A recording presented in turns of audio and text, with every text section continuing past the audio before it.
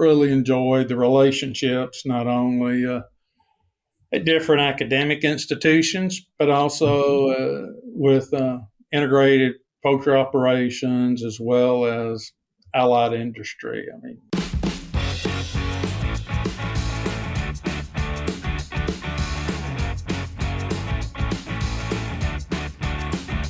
hello, everyone, and welcome to the Poultry Podcast. My name is Jason Emmert, and today we're visiting with Dr. William Dozier, who is a professor and extension specialist in the Poultry Science Department at Auburn University. Dr. Dozier received his bachelor's degree and PhD from Auburn, with a master's degree from the University of Kentucky sandwiched in between. During his time at Auburn, he served as department head of poultry science, and he was previously a research animal scientist with the USDA ARS.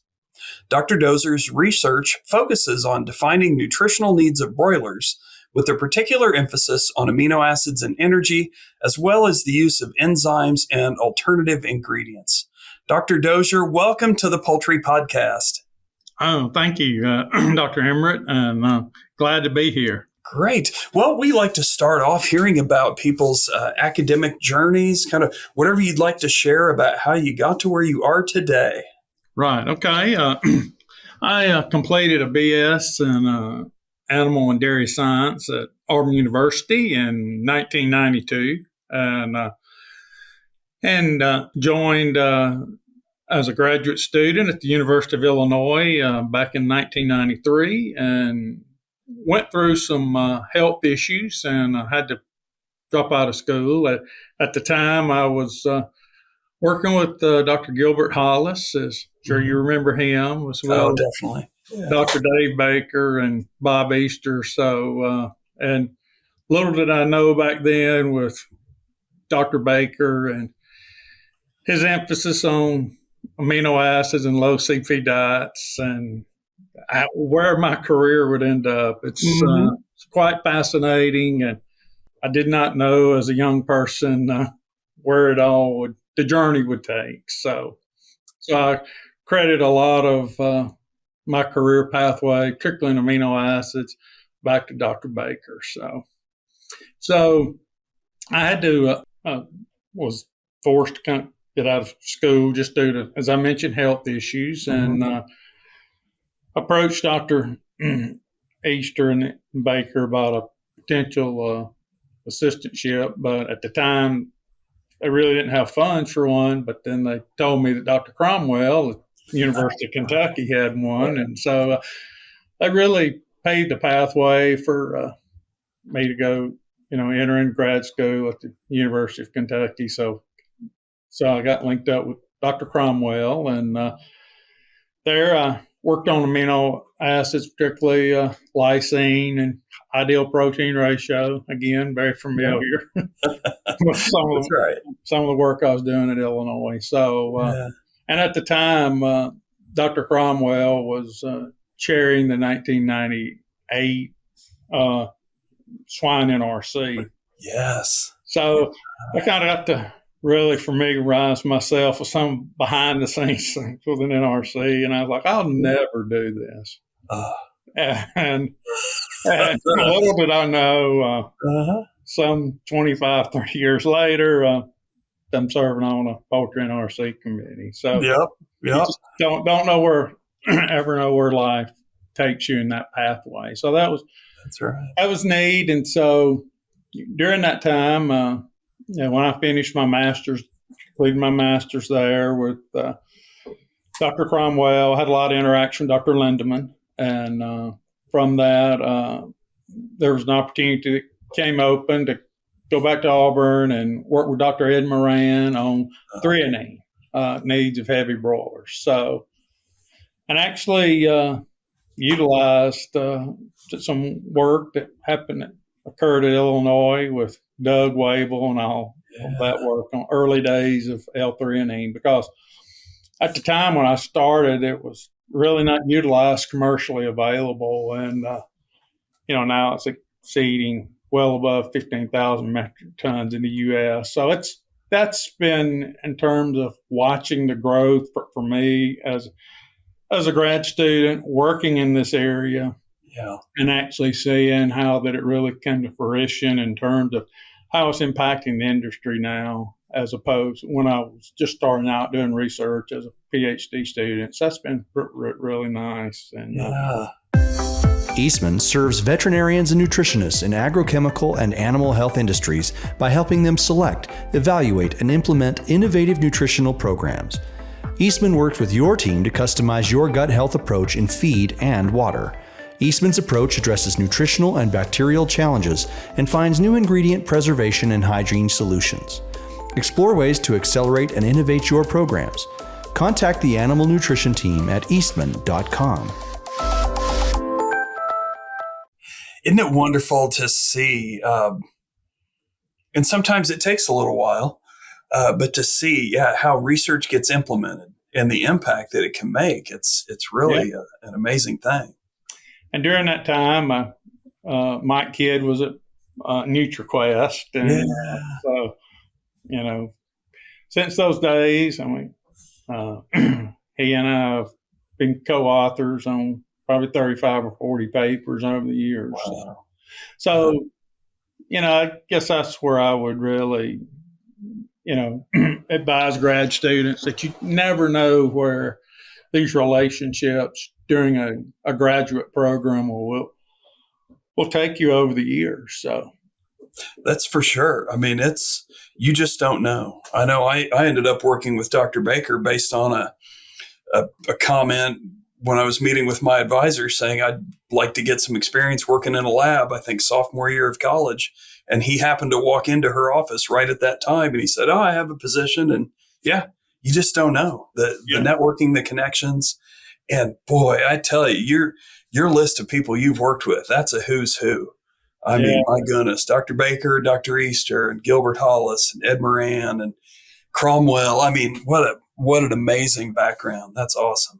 Yeah, and I do see myself. I look back, and there's certain characteristics. It seems like I've learned from one advisor versus another, and that's kind of neat to see. As you kind of make your own pathway, but you still have those characteristics that you've learned as a grad student. So that's right. And I think it gives you hope too, as you think beyond your own career. You look at the ways that you incorporate things from people that you've worked with, things that you've learned, and gives you hope that people that have worked with you will have learned those things and carry on all the neat stuff that they learned from you. That's one of the things I love about academia, is that potential to make that difference, impacting students' lives, and you never know where they're going to go and who they're going to impact and so forth. So that's right. Neat, so. That's right. Yeah. And not to diminish whatsoever the impact because industry has its own kind of mentoring and relationship building. So this can happen in any setting. But I think, just stereotypically, we think about education having that kind of approach and that opportunity. So, I'm just very thankful and grateful for the people I had the opportunity to work with. And, Now, you mentioned co-authoring some papers with Dr. Kidd. Yes. And I think it's a good thing to highlight that for young scientists that might be listening, that you don't always have to be in the same place, same campus, or co-authors don't have to be in the office next door. Now, there have been times when you've, been in closer physical proximity than others. But those working relationships, that's a rewarding thing when you can build connections with people that are even at other places and still, do those things.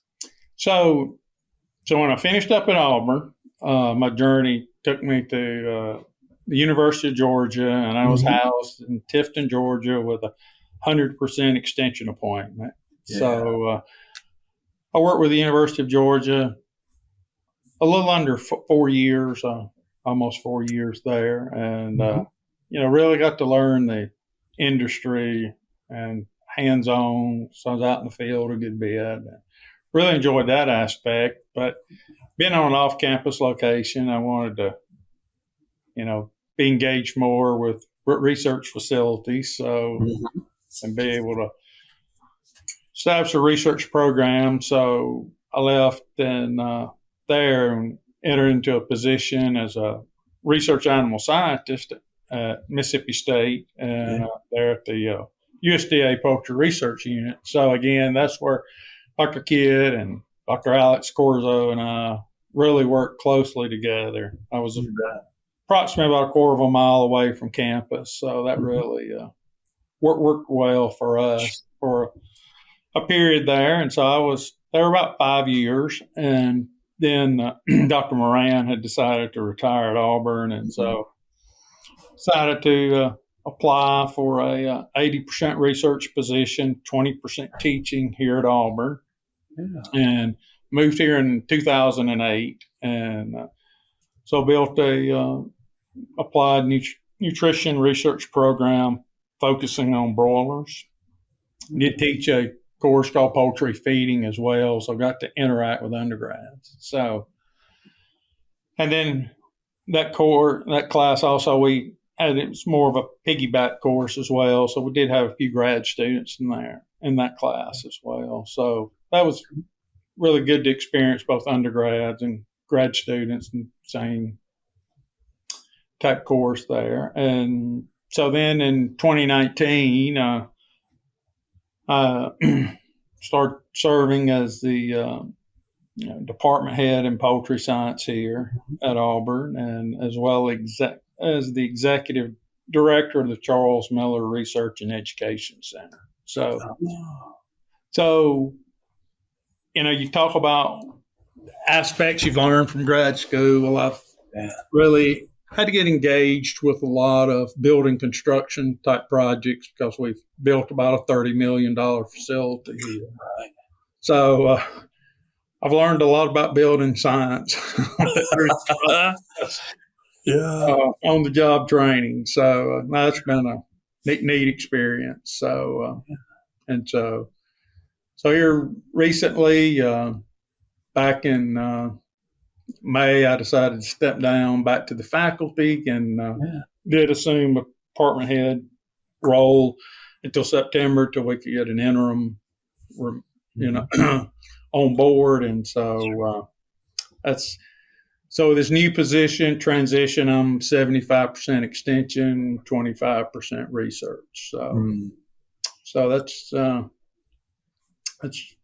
really that's my journey in terms of poultry science, and have really enjoyed the relationships not only at different academic institutions, but also with integrated poultry operations as well as allied industry. I mean, certainly maintaining a research program, and as you know, depending on funding through the allied industry, certainly supported me very well over the years, and with that comes relationships. So that's another piece that I think it's very important for students to acknowledge, get engaged with the industry early in their career. So absolutely.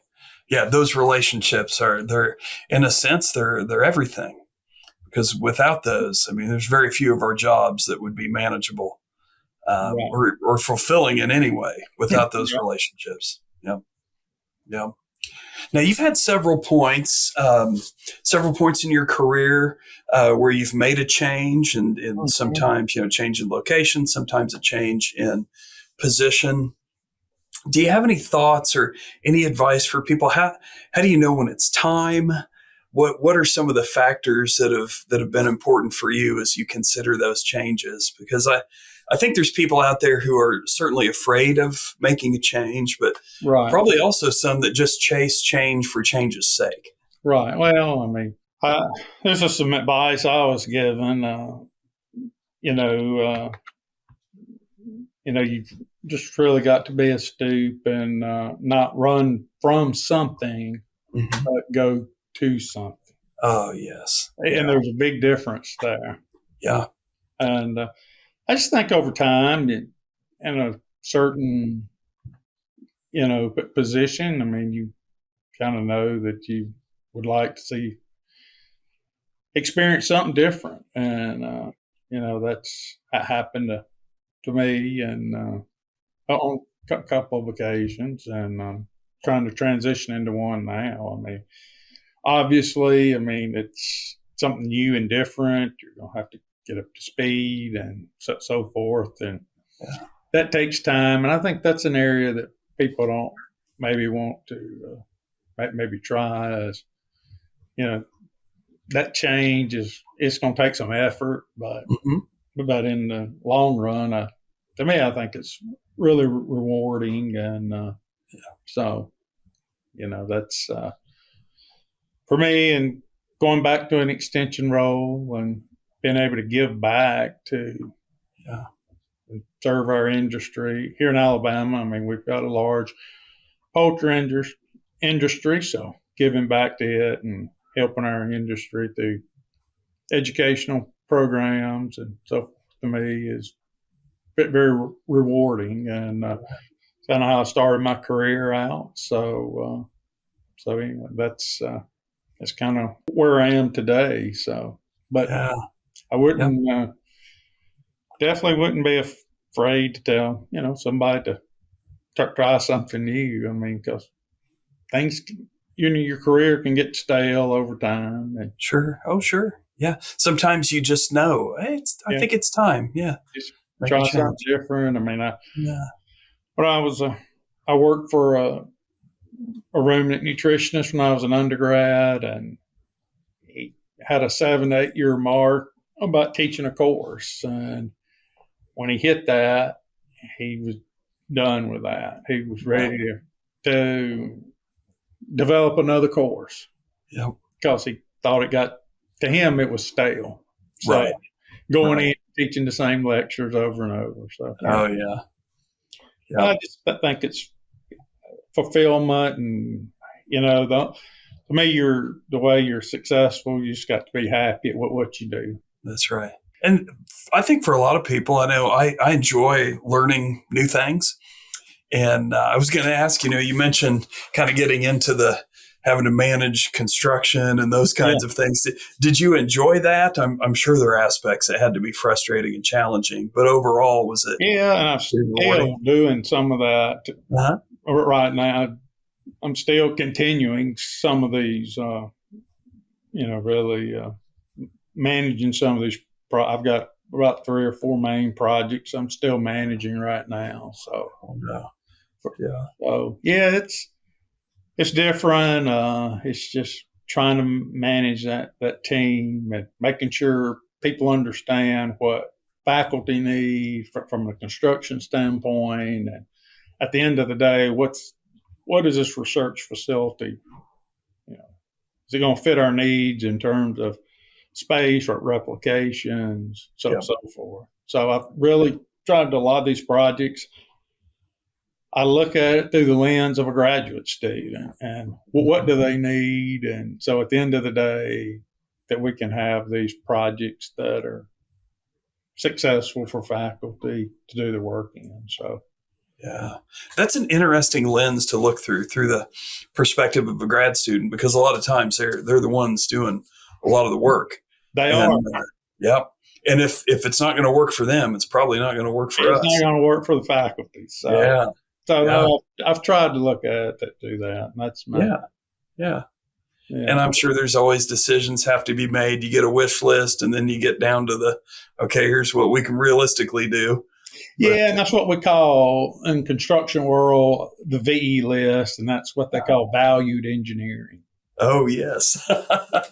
So we go and start looking at that list and how can we shave this cost to meet the project's budget and so forth. So that's been, it brings its opportunities, like you said, but also being able to pull all these groups together, and it's also satisfying. Satisfying as well. It's a lot, like I said, it's not something you learn as a graduate student. No.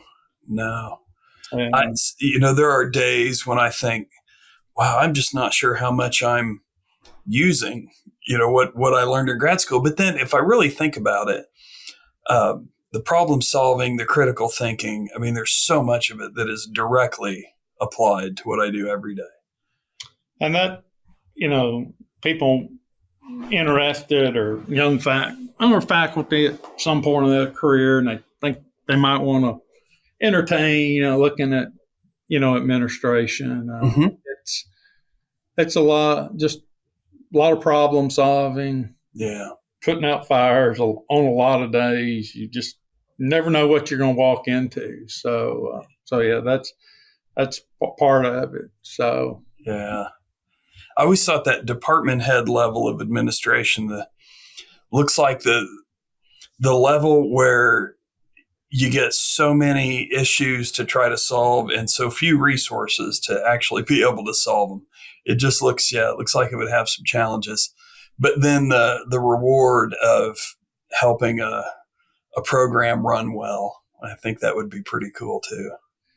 Yeah, the other one that I think is really, from a department head standpoint, you really get down to it, is, to me, there's three primary goals. One is, doing annual reviews, being honest with people. Yes. How can we move the unit forward? And that can be very challenging. Mm-hmm. People every day, but still, we may need to make some changes and, scholarship, and that's always big, is up above, is, enhancing scholarship in that unit, whether it's research, extension, outreach, as well as instruction. So the other one is hiring high quality faculty members, because that sets the tone for the next 20 or 30 years. And then one that's very much similar, that was very rewarding, as well as mentoring young faculty through the P&T process and seeing them, successfully get promoted and tenured. So that's how I look at, in terms of a department head leadership, that those are, to me, the three big pillars of making the department run. I think that's very wise. Yep. Very wise. Because like you say, the long-term ramifications for those hires, I mean, it's huge. Decades. Yeah. Yep. So, absolutely. And then you give people, you try to support them, you give them the things they need to be successful, and you have a much better chance of retaining people. And even then, even if you don't retain them, people are leaving with no ill will. They may just have other opportunities they need to pursue. But better off overall as a department. The other aspect of that, Jason, even if they want to move and go somewhere else, like say, and another opportunity, that's great. But if they've been productive, then it's a lot easier in the negotiation phase about obtaining that position back to the department. Yes. So that's another reason you have highly productive faculty members, and administration can see that, and that's it's very beneficial to the department. Well, great.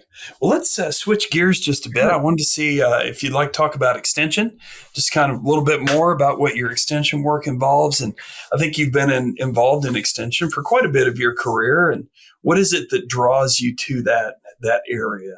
Well, being able to see the impact on within a given complex, and being able to problem solve, and seeing them succeed, and maybe an area that they may be struggling, or just educating first young service techs or people in the organization, and through education materials, but just being front and center where it's really happening is very rewarding to me. So that's great. What are some of the big issues you're seeing now? What are integrators or allied industry? What are they struggling with the most? Hatchability is really big on the broiler breeder side, and that's something I hear a good bit. So I'm just trying to get my program started. So I've been doing some visits over the fall semester, and getting out in the field. But that's one that's really big. Pullet uniformity, and getting these pullets and cockerels uniform before we move them into the lay house is extremely important.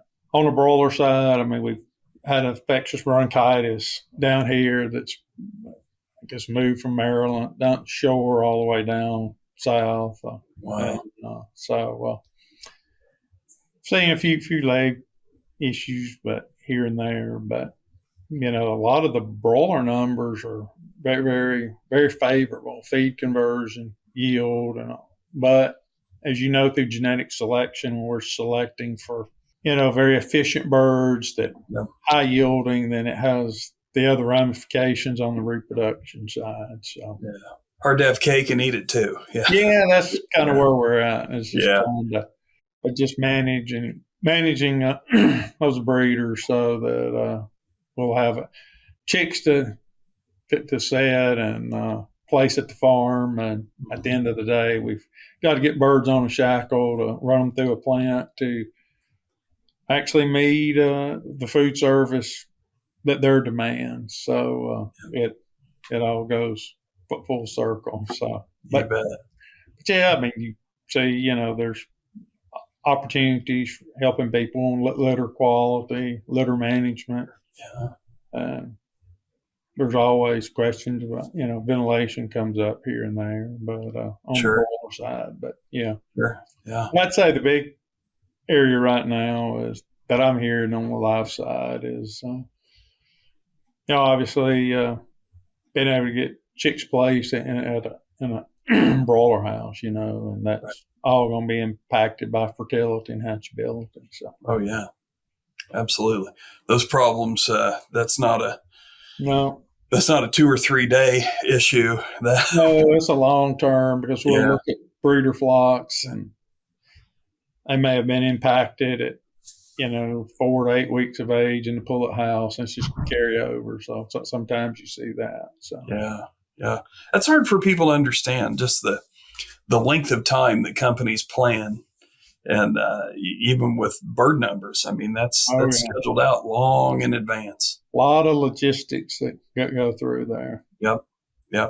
You can't just snap your fingers and have more birds on hand. Yeah. No, and because you've got different processing group. I mean, they're looking for chicks to be delivered or birds, market weight birds to be delivered to the plant, and then the broiler department, they want a good quality chick being placed, and so it goes all the way back to the pullet department, breeder department. So it's a big process. So for sure.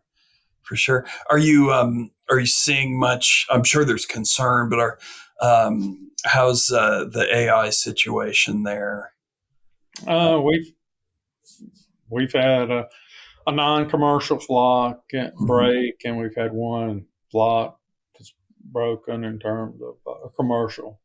Flock. So I think we've been very fortunate in Alabama. So that's good. We just had the two, and really trying to focus on biosecurity. And I'm even seeing growers out in the field that they're buying their own set of shoes for house. So they are even taking this up another level. So it's really good, encouraging to see that. The companies can talk so much about it, or extension can't, but when they're seeing all this on the news and all, it's just everybody understands it. It's a very serious matter. Absolutely. And not restricted to any one part of the country or our country at all. Yeah. No, it's started out, I think, Canada back in October, and that's the big area or surprise, I guess, that I had was, last year it was probably February, March when it was started breaking. Now it's like October, November. So definitely something to keep an eye on. Yeah, just people just got to be aware and just really take biosecurity very important. So now on the research side, as you get geared back up, you want to talk a little bit about your research program, kind of the things that interest you? Yeah, I finished. Stephanie Philpott finished her degree last fall semester with me, where we really taken look again on, how can we improve methodology on metabolizable energy assays with broilers. So, and now with the, big emphasis on credits with biodiesel and, what is this actually going to look like with our industry in terms of alternative fat sources? And so that's an interest I have.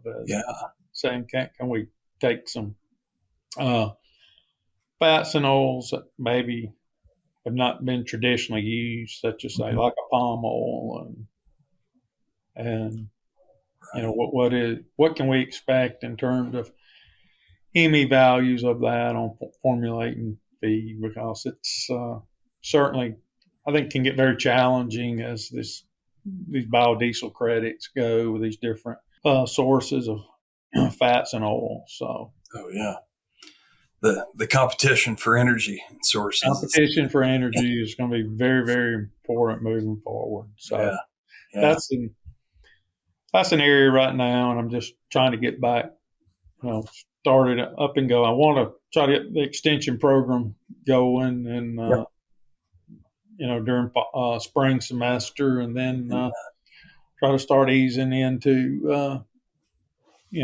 research. I mean, research will be about 25% of my appointment, so not as much as it's been in the past, but still, do plan to be productive, have some applied program going on, particularly in nutrition, and even some other things with management, what opportunity lends itself. There's still work to be done. That's for sure. There is.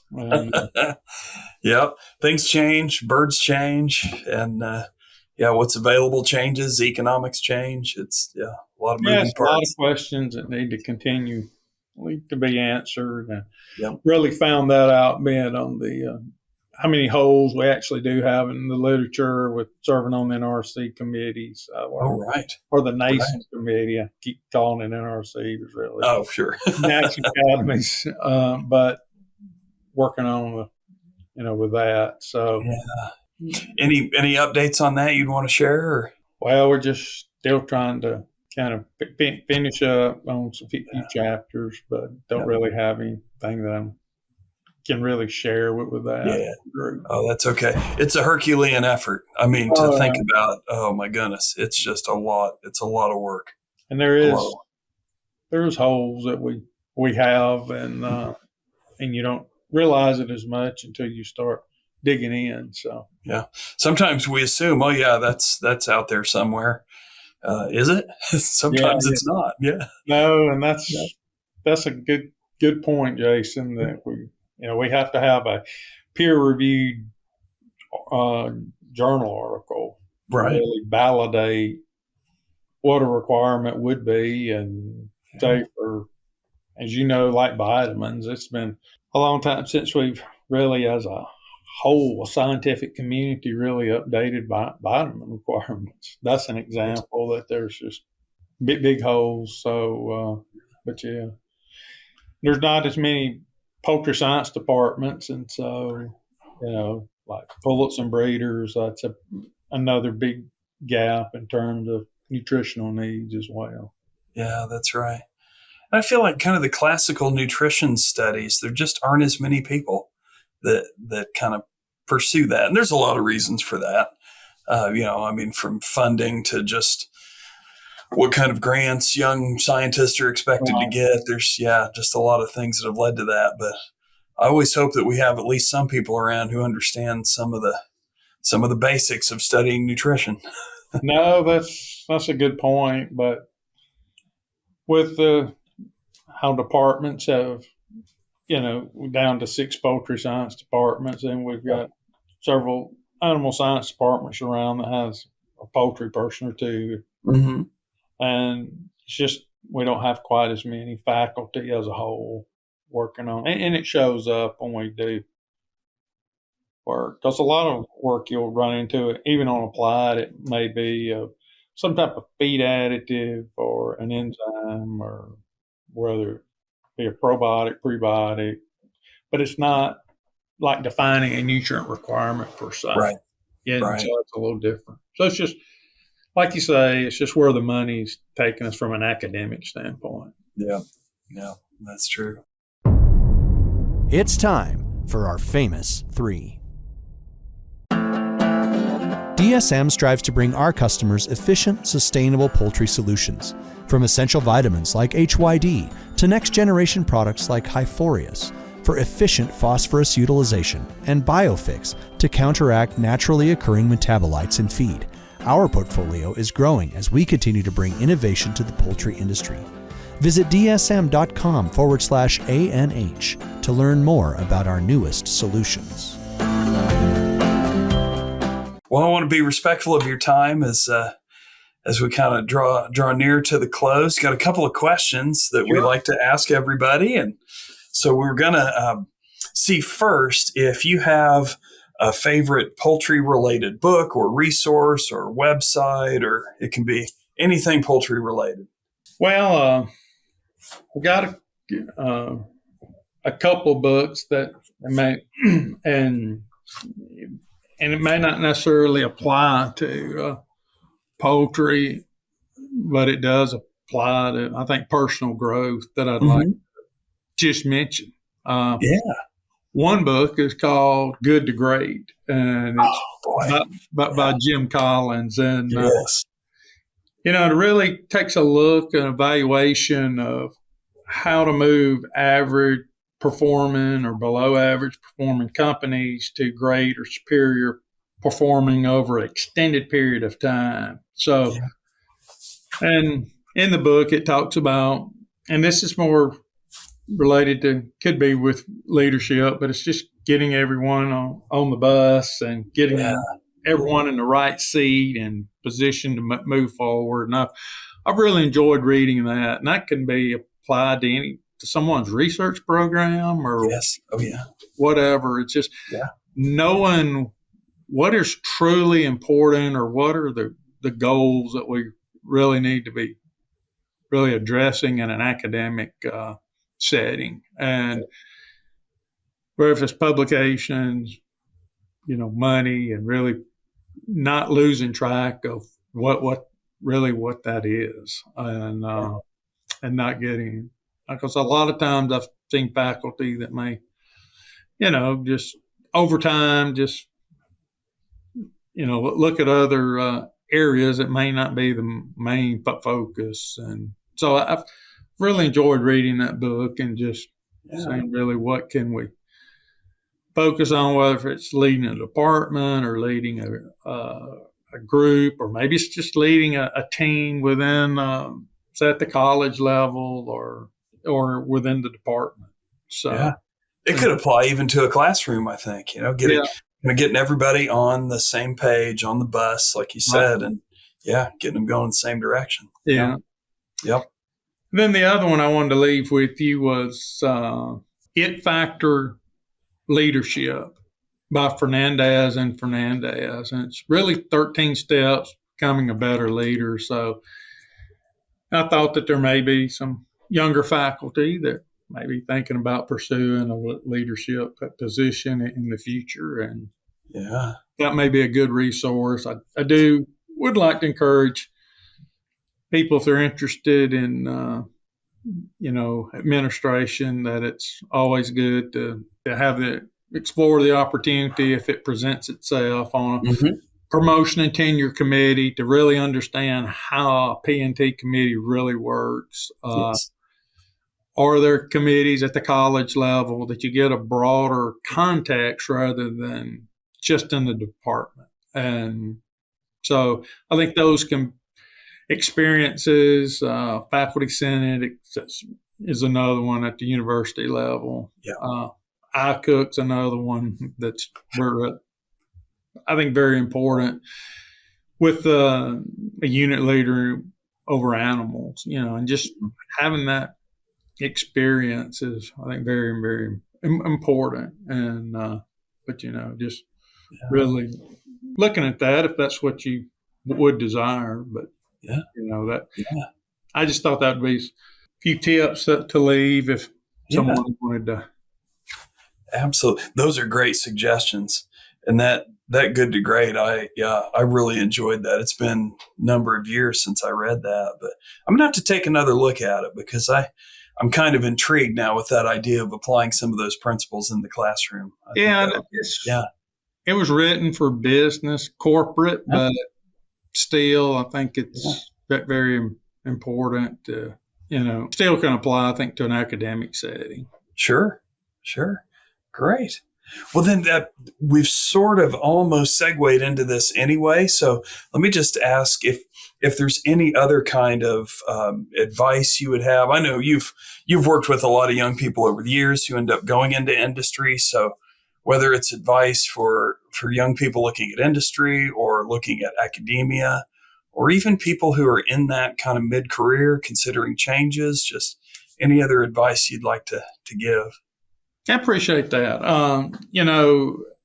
As I look at, say, young faculty where they're looking to complete a dissertation and accept a PhD position, accept a faculty position, sure, in the near future, or assistant professors very young in their career. I can't emphasize enough about getting off to a fast start.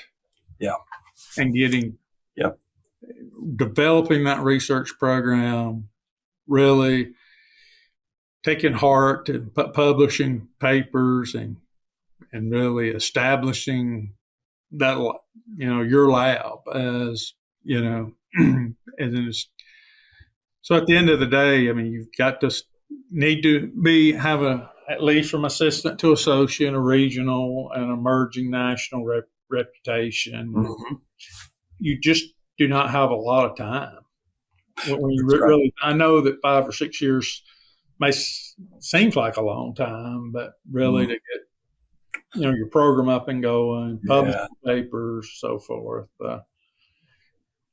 securing grant funding, and it's just very, very important.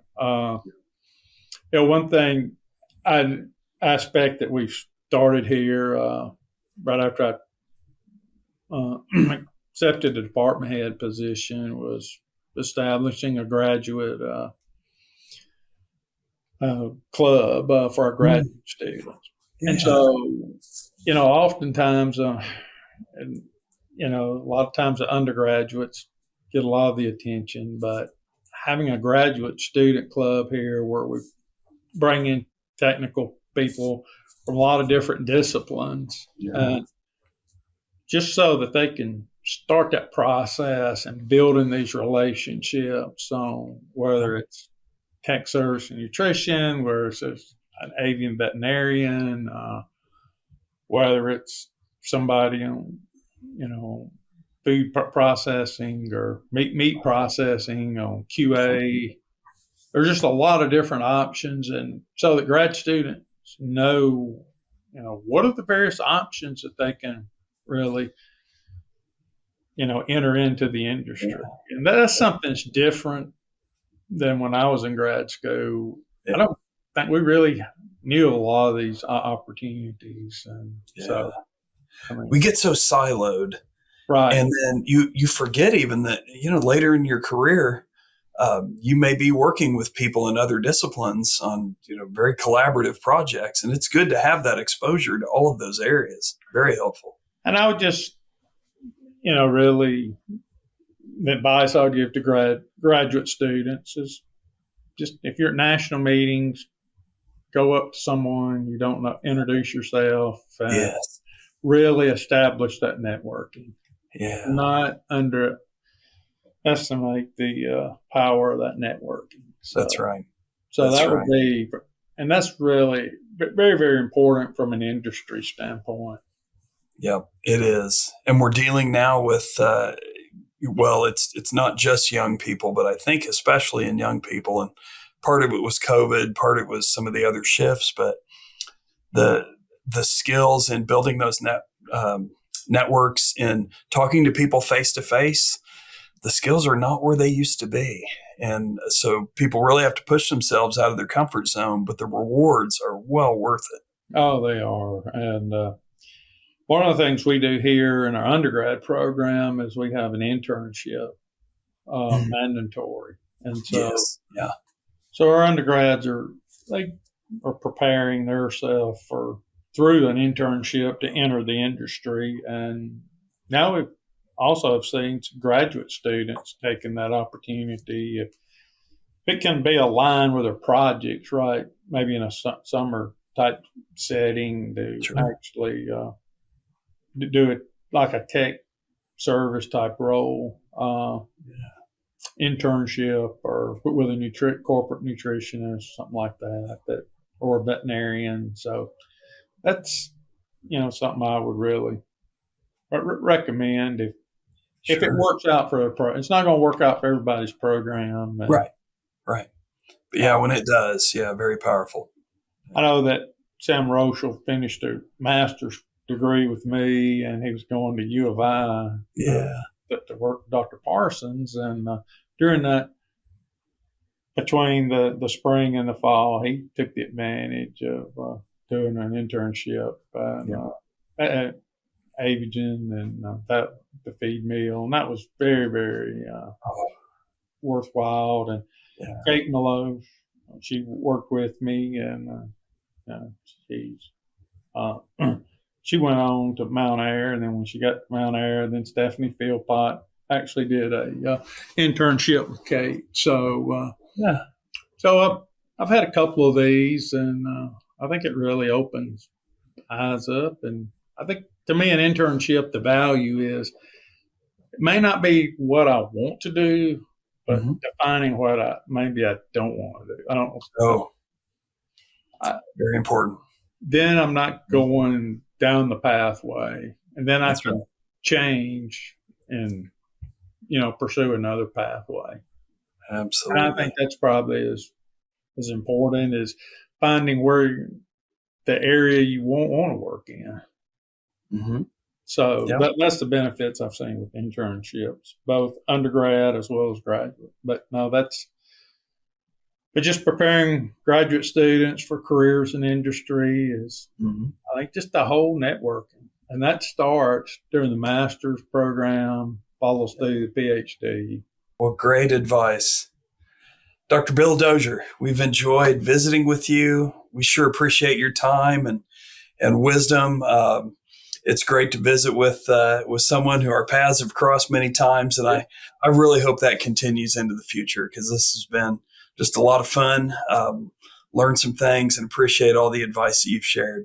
Appreciate it. I really enjoyed it. Thank you so much. Thank you. And to all our listeners, thank you for listening, and we'll catch you next time.